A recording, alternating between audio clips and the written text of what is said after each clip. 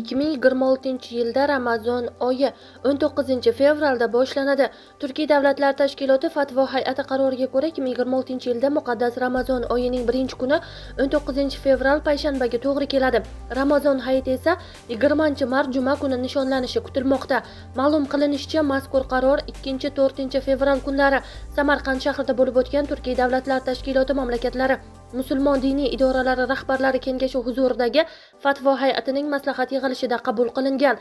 Tadbir O'zbekiston musulmonlari idorasi rahbarligida tashkil etilgan bo'lib, unda tashkilotga a'zo mamlakatlar diniy idoralari va islom ulamolari ishtirok etgan. Qayd etilishicha, Ramazon oyi va Ramazon hayiti sanalarini belgilash bo'yicha qabul qilingan qo'shma qaror Turkiy davlatlar musulmon jamoalari o'rtasidagi birlikni mustahkamlash hamda diniy amaliyotlarni zamonaviy ilmiy yondashuvlar bilan uyg'unlashtirishga qaratilgan.